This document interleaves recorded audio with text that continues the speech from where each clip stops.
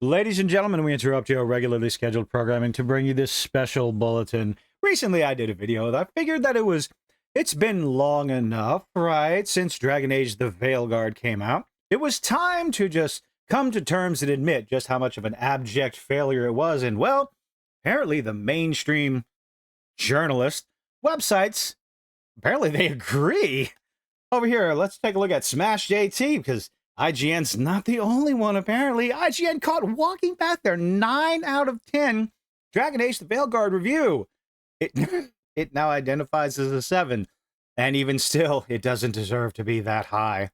As BioWare's Dragon Age the Veilguard drunkenly stumbles its way into the spotlight, it's become painfully clear that IGN's initially glowing review 9 out of 10 that was criticized by myself, criticized by the paying customer across the board, considering how much of an abomination Dragon Age the Veilguard was. How on earth could anyone give it a 9 out of 10, much less IGN? I guess they're just thirsty and desperate for that access, huh?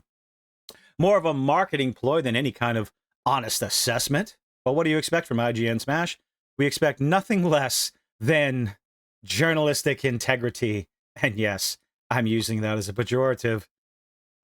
As is often the case, IGN appeared eager to help boost the game with their early praise, purposely giving the game to their own reviewer who conveniently identifies as, well, someone showcased in the game.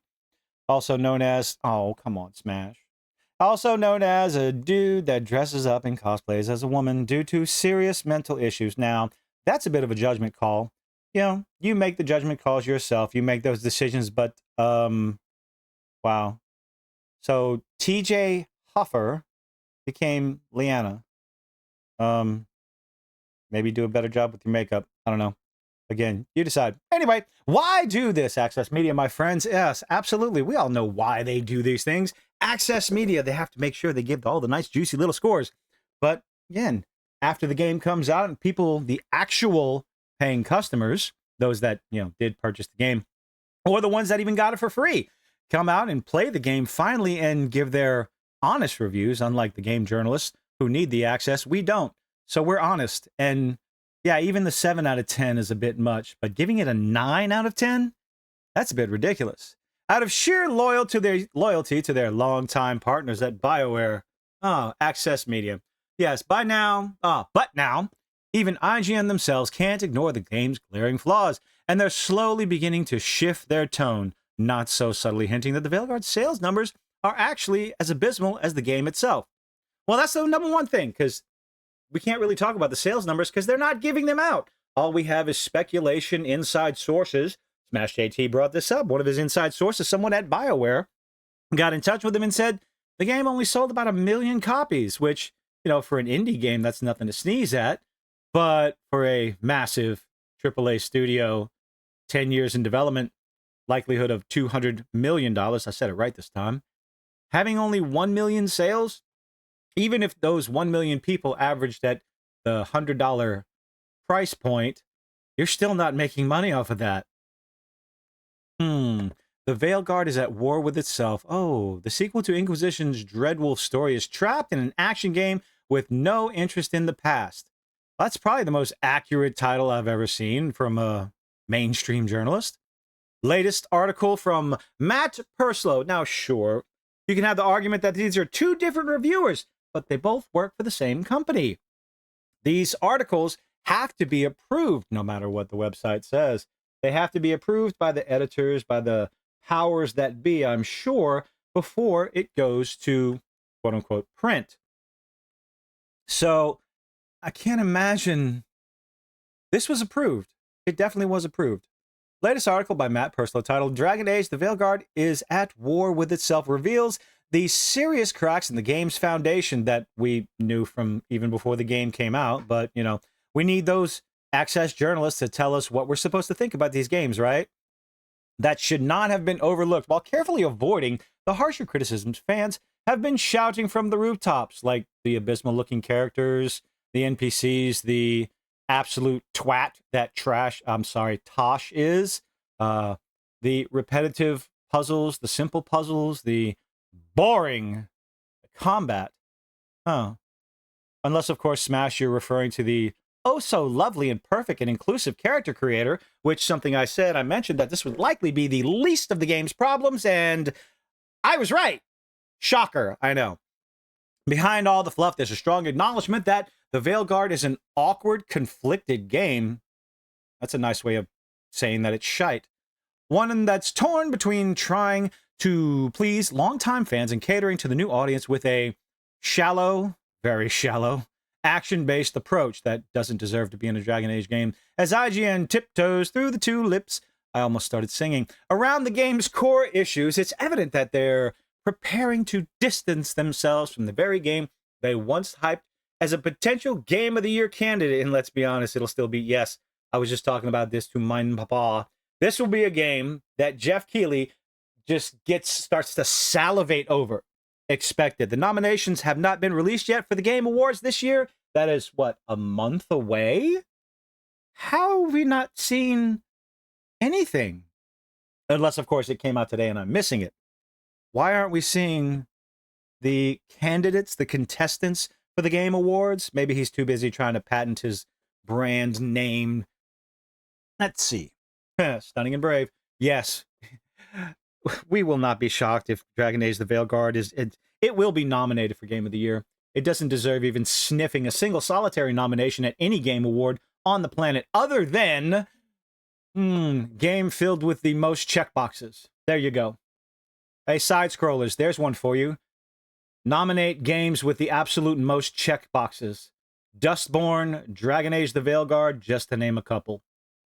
Vanity Project gone wrong. Oh, we all know this is a vile, putrid self-insert of nonsense that's horribly written.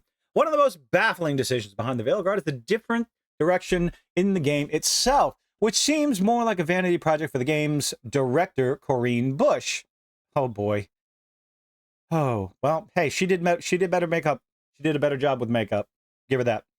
Then a continuation of Dragon Age's established lore. They forgot about the lore with nonsensical little references here and there as you continue the story, not caring even the slightest bit on what the actual player may or may not have done in the previous games. Now, I think that was something that people liked about the Dragon Age series, that your decisions from one game led into the next game, right? I believe that's what happened. But with the Veilguard, they came out and directly said that absolutely nothing you did in the previous games is going to matter because they're telling their own story, making their own decisions. And, well, I'm sure that turned a lot of people off. Yet another person LARPing. Oh, come on, Smash. Many fans have noted, sorry, that the narrative seems overly focused on highlighting ideological themes. It absolutely does. Over and over and over and over. Pushing a particular narrative rather than delivering any kind of actual coherent story. Yes, indeed. I only played it for about 30 hours. I don't know if I'm ever going to go back and play this game. I don't know if I can. Maybe if I get a blow to the head and, something like that. Maybe if I'll go get a few concussions and I'll go back and replay the game for torture and torment. Instead of following up with the storyline set by Inquisition and the Trespasser DLC, the Veilguard pushes aside many beloved characters and absolutely ruins them. I've watched a few reviews of people who are psychotic enough to 100% the game. Sophia Norwich, you're crazy. But yeah, over and over again, changing so many characters to absolute shadows of their former selves. Alienating longtime fans. We already knew that was happening. All the things that they advertised for this game. But, the basic topic, the basic point of all this, IGN walking back their score, changing it from one to another. They're now allowed to do that because, well, apparently they're not the only one, because, well, it's been out long enough. It's time you're allowed to dump all over the game, because PC Gamer, apparently, they're able to criticize it now too, because the wind has shifted. Dragon Age, the Veilguard's leap forward in inclusion comes from a heartfelt place, but its problems left me feeling frustrated, angry, and tired. Even though you want to praise this game for horrendous ideological inclusion, because Tosh is a massive twat. And if you use Tosh for your trans representation, and that is the kind of representation you want in your video games, I'm going to question what kind of person you are. She is written horribly. The dialogue is shite. The acting is trash. And even the words that they use. But hey, it doesn't really matter anymore because the game came out. The sales have come out. Whatever access media, they got their access. They got their bonus points. They got their little pats on the back. But now enough time has passed. The wind has shifted and they can start saying whatever it is they want to say. And I'm sure we'll be seeing more and more of the usual suspects changing their tunes and trying to gain brownie points from someone else on the next garbage game. But let me know what you think in the comments section down below. Leave a like, leave a dislike, do all those nifty little things those YouTubers beg you to do. I appreciate you making it this far. Have a good one.